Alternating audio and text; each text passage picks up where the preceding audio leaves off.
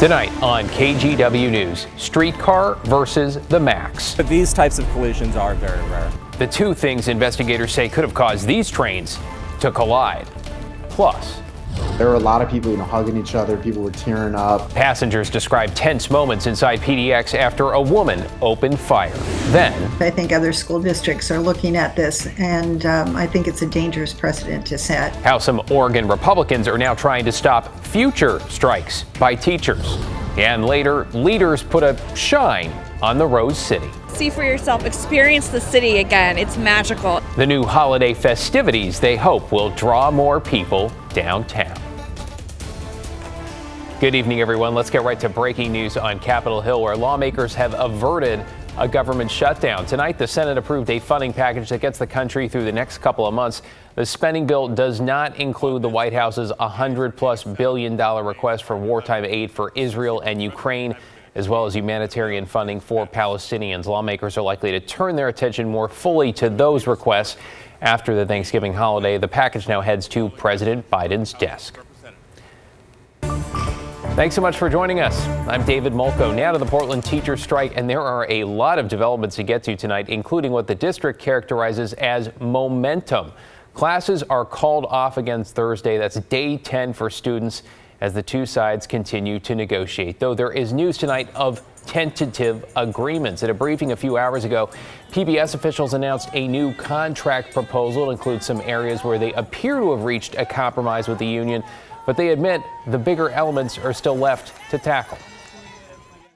Overall, it feels productive. It feels like we're starting to enter a path towards settlement. I think we cleared 10 smaller articles, tentative agreements, which is a positive sign that we're getting momentum.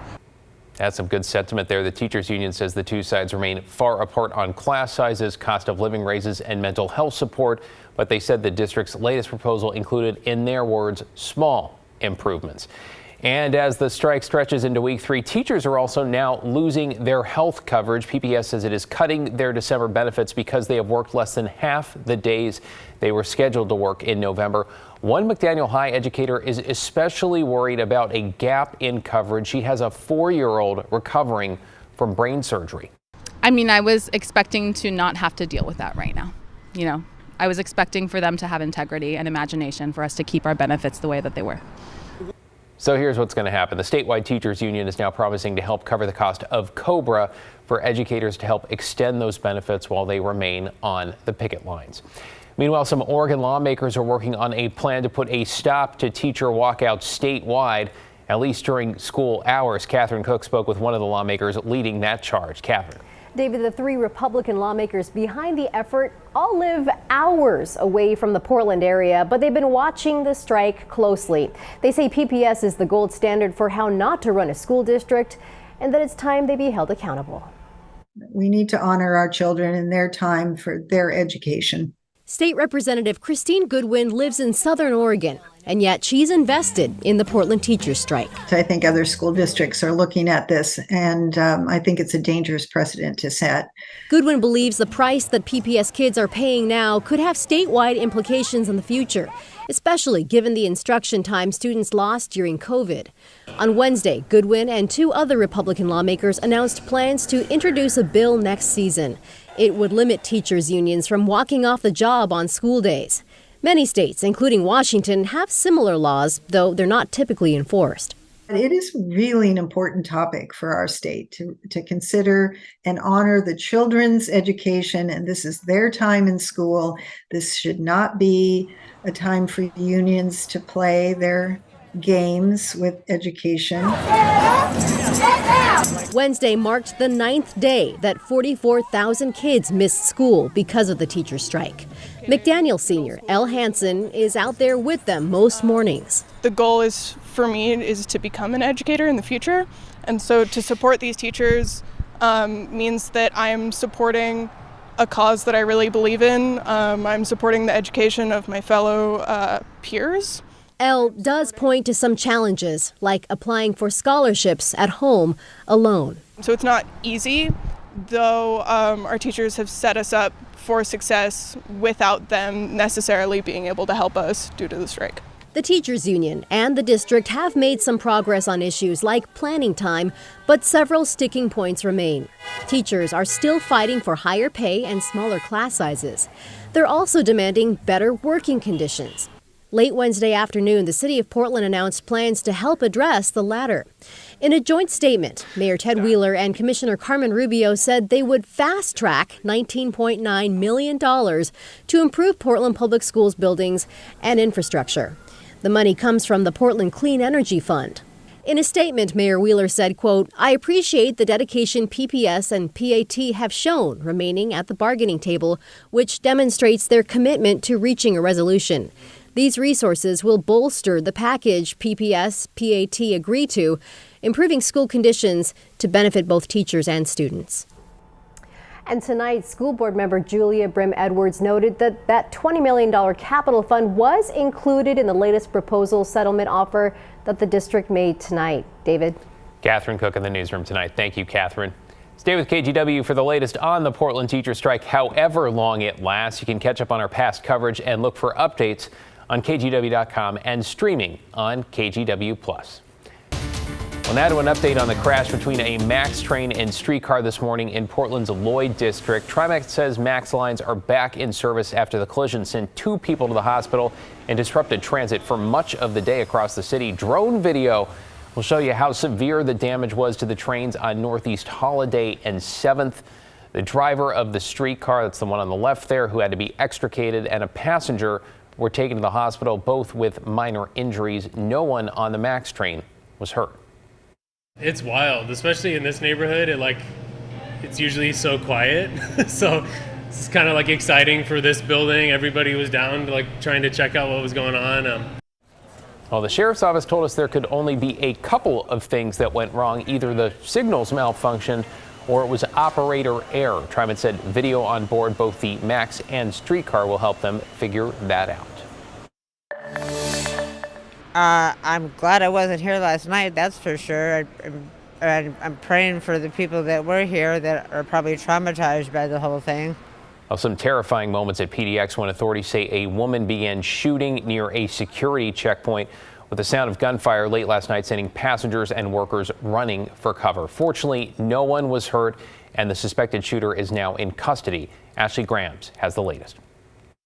Just after 11 on Tuesday night. There are people running, and then someone said they heard gunshots. Someone fired a handgun multiple times at Portland International Airport near the D&E Concourse security checkpoint.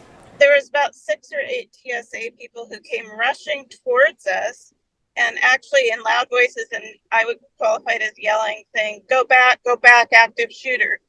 Go back. Kelly Soonberg had just returned to Portland and was getting off the plane. She says in the chaos, she turned to run and then fell. I just took a big tumble on the ground, just fell on my face. My glasses went flying. My bag was on top of me. In another part of the airport, Alex Epperly was waiting for his flight, heading back to the East Coast. They kind of ferried us into the jetway of what was going to be our plane, but the previous flight was still deboarding. Both Epperly and Soonberg waited as many people panicked around them. There were a lot of people, hugging each other. People were tearing up. Your brain just goes crazy. You're starting to think, where can I go? Where can I go? Where can I hide? The Port of Portland says the suspect, 47-year-old Laura Patterson, was arrested soon after she fired the gun. One of the flight attendants comes on to the intercom and says, "Hey, everybody, got a little update for you. The shooter has been taken care of." Patterson faces multiple charges, including 4 counts of attempted murder. While no one was hurt, both wish the airport was able to communicate more clearly. The crux of the issue is there was no communication really in a standardized fashion as to what was going on. And I'm sure they were all pumped up on adrenaline when they came running down the hall at us. But it's really imperative if you're in that kind of job, when you're giving those kind of messages to a group of people, you need to stay calm. Ashley Graham's reporting there. No word yet on a potential motive. The suspect is scheduled to appear in court tomorrow afternoon. Let's get you caught up on tonight's other headlines now. Portland police are looking for the person who shot and killed a man overnight in southeast Portland. This is around 1:45 this morning at a bar at 122nd and Clinton. It's in the Powellhurst-Gilbert neighborhood. The man was taken to the hospital where he later died. No word on any suspects or arrests. In southern Oregon, federal, state, and local authorities say they have taken down a major fentanyl ring operating in Grants Pass. After serving 9 search warrants, officials say they turned up more than 3 dozen illegal firearms, 40 pounds of meth, and enough fentanyl for 144,000 lethal doses. DEA officials say that number will likely increase as they collect more evidence. 24 people were arrested. The raids were the culmination of an 18-month investigation. And the Beaverton School District is warning students after the district was hit by a cybersecurity attack last night. The district says some students' passwords to email accounts, Google Documents, and the student grading platform were compromised. If students use that same password for other personal accounts, they're asked to change it. The district says it believes it knows how the passwords were compromised, but it's not revealing that information because of an ongoing police investigation. New at 11, Portland City Council unanimously approved a measure aimed at investigating and punishing police officers accused of misconduct. But some say their updated version isn't exactly what Portland voters intended. Now, this all started with the 2020 ballot measure that asked voters to approve a new police oversight system. Then a committee appointed by the city spent the last 2 months coming up with what that system should look like. And then City Council revised that plan today that includes scaling down the size. You asked us to do this work, we did it, and then you took our report and you scribbled on it. Throwing out the work of the PAC at this point is like stepping over a dollar to pick up a dime. Based on the revisions, the current draft is more prompt, fair, and impartial. While not perfect, it is better. Let's not let perfect get in the way of better. All right, some opposed to the committee proposal said they thought it was too anti-police. The measure will now go to the Federal Department of Justice for review before it can take effect. You're watching KGW News, and straight ahead at 11, a letter from the DA raises new concerns over Portland's camping ban. We'll explain. Plus, the holiday season unofficially underway, the new efforts that leaders and businesses hope will bring you back downtown. And I'm Matt Safino. We had an absolutely stunning sunset at the Oregon coast, and it's showing how the weather is changing too. The direction of the clouds, a little bit of offshore flow showing up there. We've got clearing tonight in spite of the low clouds out there right now. The east winds will pick up. We'll take a look ahead towards Thanksgiving week.